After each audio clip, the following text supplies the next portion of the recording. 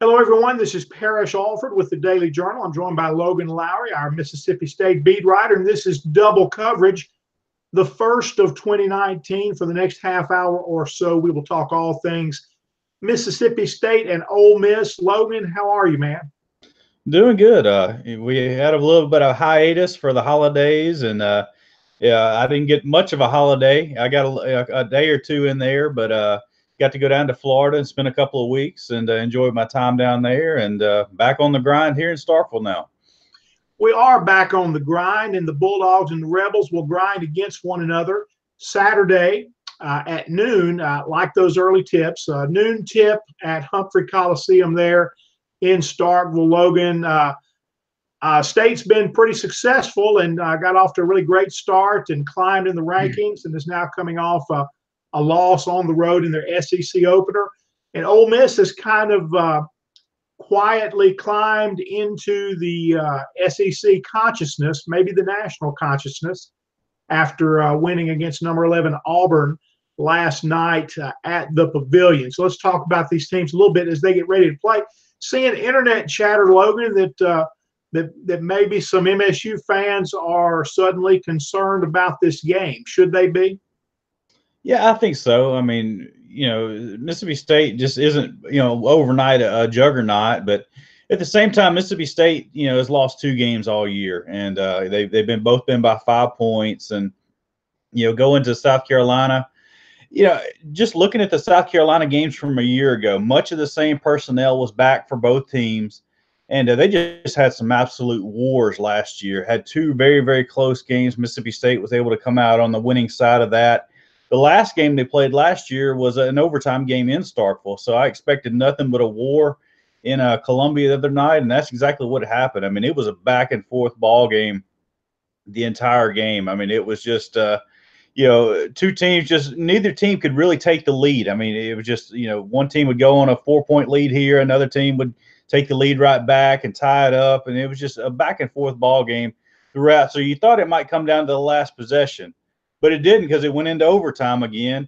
So they battled it out again, and South Carolina ended up winning by 5. But two things that stood out to me about that ball game against South Carolina was the fact that Mississippi State missed 10 free throws. They cannot miss that many free throws on the road and expect to win, even at a place like South Carolina. South Carolina had stumbled through the non-conference season, but now, much like Ole Miss, they kind of picked up 2 wins in a hurry, and all of a sudden, at South Carolina, not much was expected out of those two teams in the conference this year, but all of a sudden, they're at the top of the league standings at 2-0. But State missed 10 free throws. I think they were 13 of 23, and they only got 2 points from their bench. And those are two things that they've got to rectify this weekend against Ole Miss. They've got to get much better play from their bench, and they can't miss those free throws. And I think playing at home should help in both causes. Number one, you always shoot free throws usually better at home, and two, your bench. Mississippi State's bench is 4 deep. They've got more players than that. But that's usually kind of their rotation, is 4 players off the bench. But two of those players are true freshmen, in Reggie Perry and Robert Woodard. And that was their first SEC game, first SEC road game. So neither one of those guys got into the scoring column. Tyson Carter was the only player that scored off State's bench. And, he's averaging 10 points a game and only scored 2 the other night. So they need much more production out of their bench, and I think they'll get that Saturday. Some of the fair weather fans, some of the fickle fans, they've kind of jumped back on the bandwagon. I think they'll show up Saturday because it's Ole Miss. Obviously, even in those lean years under Rick Ray, the fans still showed up for that Ole Miss game. So I think it'll be a good crowd, and Mississippi State has a chance to make an impression. But if they go 0-2 and one of those losses being into your rival, I think a lot of fans will jump off that bandwagon that they've gotten on. Oh, I think it'll be a good crowd Saturday at Humphrey Coliseum. Like you say, it usually is for this game. And Ole Miss has a couple of recent wins there. It was a tough place for them to win for a long time. It's still a tough place, but it's not quite the drought there that it had been for a number of years. Look, this Ole Miss team is playing well, Logan. They got a big signature win last night, 82-67 against number 11 Auburn. That's the kind of win that Kermit Davis was known for at Middle Tennessee State. And, it's the kind of win that doesn't guarantee anything relative to postseason. Nothing is guaranteed in January, but you have to have wins like this in January and February for your March resume to matter. So it's a huge win for the Rebels. And in terms of those NCAA net rankings, it moves them up to number 34 right now. And as we get ready for Starkville on Saturday, Ole Miss, Alabama, and Kentucky all have 2 of the quadrant 1 wins now, which that's the new term as you consider resume strength and whatnot with these NCAA net rankings. So they have 2 quadrant 1 wins, and the only team with more is Tennessee with 3, the only SEC team with more. So, you know, those numbers are starting to line up for Ole Miss, and they'll have a solid resume if they continue to win. I mean, you know, Logan, like most years, I would imagine you've got to get to about 12 wins in the SEC to have a really good chance at an at-large bid. And there's a lot of basketball between now and then. But last night, in a game where you really weren't sure how Ole Miss would respond, they came out really focused and intense early, made shots early, forced turnovers early, and you know, and never really never looked like they were lost in the moment. Never looked like they didn't belong there. They never blew Auburn's doors off, because Auburn shoots a lot of 3-pointers and knocks them down. With Bryce Brown, I think he was like 7 for 19. Bryce Brown attempted as many 3-point shots last night with 19 as Ole Miss made. So, you know, excuse me, as Ole Miss attempted as a team.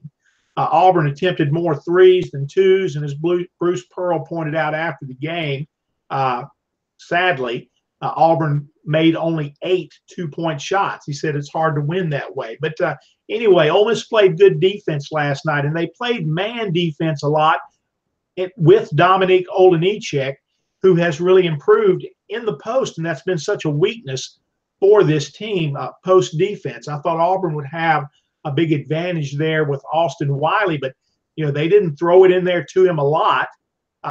Wiley was 0 for 5 from the floor, I think, something like that. So didn't get a lot of touches down there in the post. Maybe that would have been different if they would have been more committed to throwing the ball inside. But Dominique Olejniczak has really improved. And we talk about new coaches and how they connect with certain players.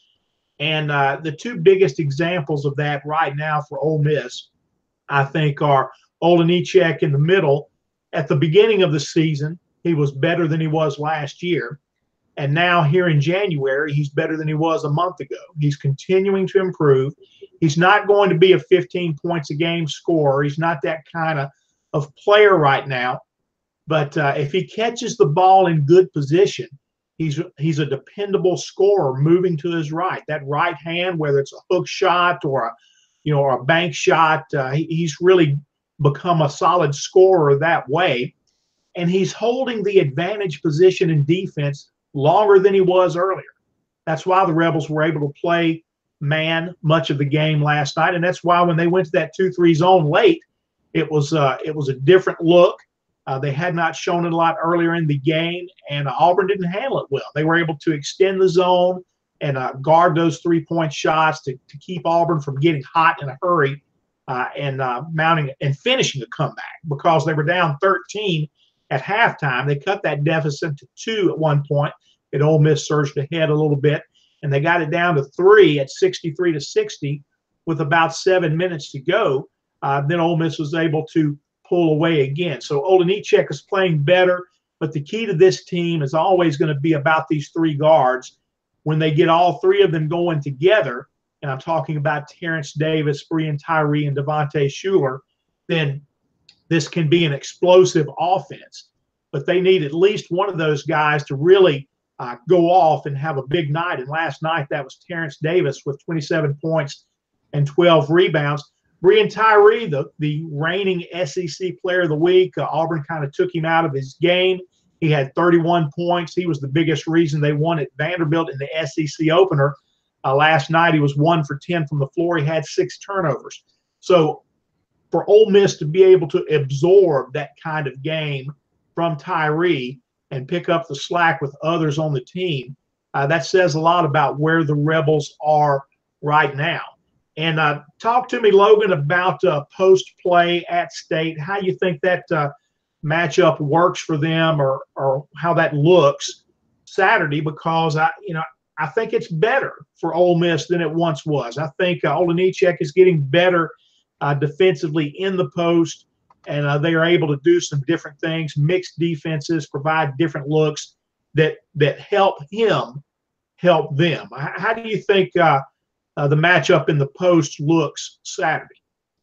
Well, Abdul Ado actually had a better game than he's normally accustomed to against South Carolina. Obviously, South Carolina is very physical down low with Chris Silva and some of those big guys that they've got down there. But he had 12 points and 5 rebounds down there. And now Abdul has kind of been hurt over the last, stretch of December. And I think that 10 days off that Mississippi State had between their big win over BYU in late December and then the 10 days off before they actually started conference play, that was actually their conference opener at South Carolina. So I think that actually helped him to actually get back healthy. He'd been hitting the ribs, and it actually caused him to miss that game down in Jackson right before Christmas. So he was kind of dealing with something, and he was able to get a little bit healthy coming back for that South Carolina game. So I think that helps him. Now, Eric Holman's not a traditional post player. He's more of a stretch four. But obviously, he's a force down there. I mean, he had 20 points, 10 rebounds, and 5 blocks against South Carolina. So he's actually having his best year. He's finally healthy. He's been dealing with injuries throughout most of his career at Mississippi State. He's healthy. He's got some interest at the next level. Just 6'10", and he can shoot the three. He can score at just about every level. He blocks a lot of shots. So I think State's got some production down there. It's just what they're able to do after that. If either one of those guys get in foul trouble, they just don't have a whole lot of offensive firepower off their bench in the post. Well, bench play is a concern for Ole Miss as well right now, but they got some really solid minutes, 23 from KJ Buffin last night, and he's a hustler. Logan, he can play a lot of different front court positions, can play the three if he needs to as well. And this is a guy who, from day one, you could see really moves well without the ball. With the ball, he's a sure dribbler. He can put it on the floor. He can get himself in position, but he just doesn't do these things quickly. But maybe we'll see that evolve in Buffin's game. He was big last night just with his hustle and helping out in the post, rebounding, defending, doing things down there. So maybe a step forward for the Ole Miss bench. Right now, another player who is connecting under Kermit Davis that you really didn't see is a walk-on DC Davis at guard, an undersized guard, a junior college transfer at 5'11". Didn't play much last year, but he's very athletic. He can get to the rim. He can create a shot and shoots well from three-point range. But the size really did not it wasn't something where he got a lot of opportunities last year under Andy Kennedy. Kermit Davis is utilizing him in a different way, and he's getting minutes. He's not always getting a lot of points, but he's prone to hit a big shot, and I just think it's a statement to where the Ole Miss bench is right now, that Davis needs those minutes from DC Davis. So anyway, we'll see what kind of depth they're able to show against the Bulldogs. I do think, Logan, that this team right now is, you hear during a coaching change with a new system coming in, you hear buy-in. You hear that phrase a lot. Players talk about, or coaches say, this team has to buy into what we're doing. I mean, Hugh Freeze used to put a percentage on it. We need 100% buy-in. We need everybody to buy in. And along the way, he would tell us, well, we're at this percentage, or we're at that percentage of buy-in. But anyway, this team really seems to be doing that with Kermit Davis right now. I had someone ask me yesterday if I thought Ole Miss, now 12-2, 2-0 in the conference, would be at this point had Andy Kennedy been retained, if he was still the coach. And it's hard to say, Logan. I mean, the quick answer is, well, no. But because this team was 12-20 last year, 5-13 in the SEC, I do think he had lost the locker room a little bit at the end of the year. He basically told that to us several times, that he was not able to get out of this team what it needed to do to win games. But Kennedy won a lot of games at Ole Miss and did connect with a lot of players along the way. Clearly, there's a different style here. There's more attention to detail, more attention to defense and structure under Kermit Davis. And I thought Bruce Pearl, the Auburn coach, said it best last night when someone was trying to get him to differentiate between the Rebels under Kennedy and now under Kermit Davis. And what I heard Ole Miss fans for years say about Kennedy's teams were they were undisciplined, and certainly they looked that way at times. But what Pearl said, and I heard Kennedy say at times, was he wanted his players to have freedom. Lots of times you'd hear him say, "Shoot before you turn it over." Wanted some freedom for his players, gave them a lot of freedom offensively, and Pearl said a lot of times that freedom leads to inefficient possessions, empty trips, and you don't see as many of those with Kermit Davis's team right now. They don't always hit the shot. A lot of times they do. They hit over 50% in the second half last night, and that was big in their ability to answer the Auburn runs. Two big runs by Auburn where the Tigers had a chance to take the lead, but Ole Miss was able to hit shots and pull away. So fewer empty trips. That's what one SEC coach is seeing from the Rebels under Kermit Davis. And Logan, it's going to be about quality possessions for Ole Miss to have a chance in Starkville. They're going to have to cut down on turnovers and really just share the basketball the way they have been doing in this 12-2 start. Yeah, and for State, I think they just need to continue to play the same game that they've been playing, just shoot free throws a little bit better. It wasn't that they played a bad game at South Carolina at all. I mean, I thought they had a good game plan.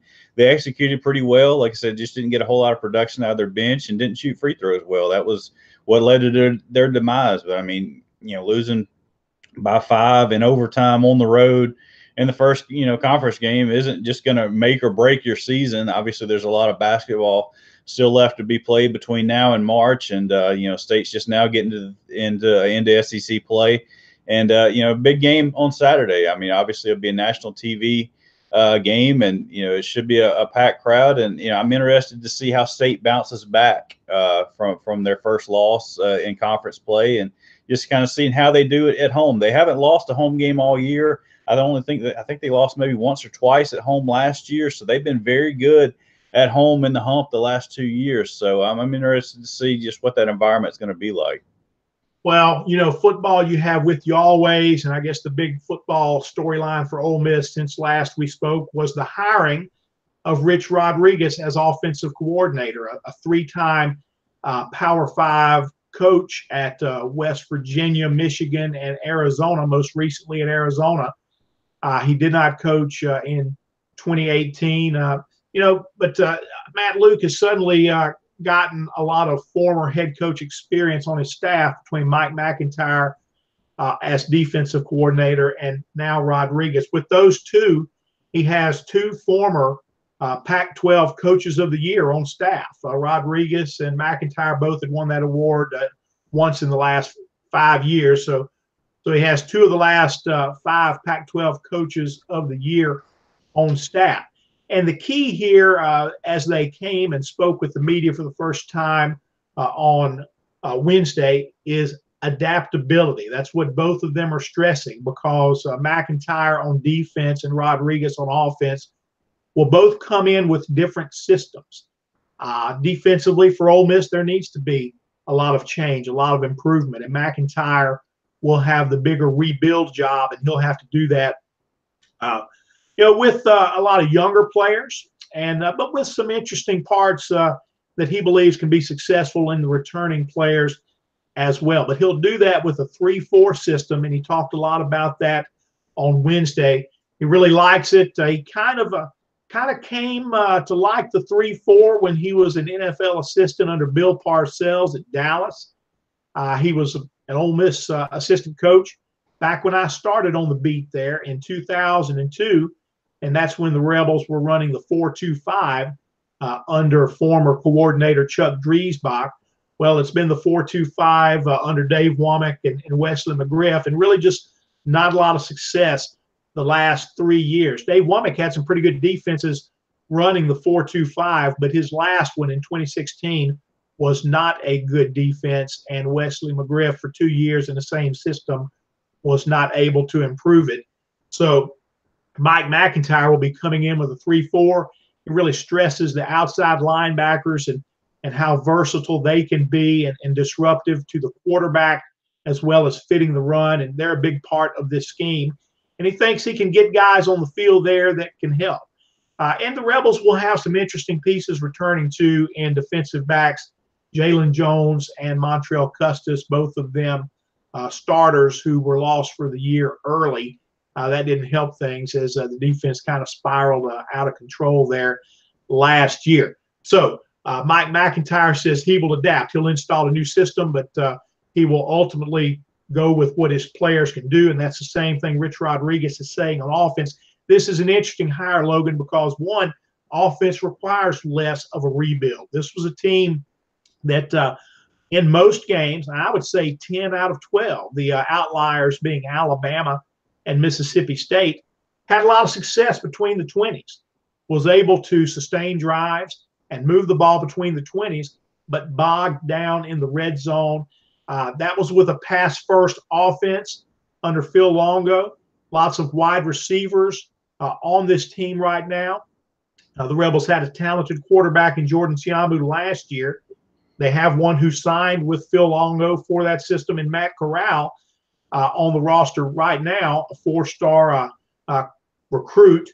So they've got guys who have come in to run that system. This is going to be a run-first spread option under Rodriguez, but again, he stresses adaptability with the players on the team, and he points out that he'll evaluate as spring goes along and then August, and ultimately he'll do what his players can handle. But he did emphasize that he will begin to put in his system. He kind of cautioned against labeling it as a run-first spread and pointed out that he's had successful passing quarterbacks in this system as well. So he says players can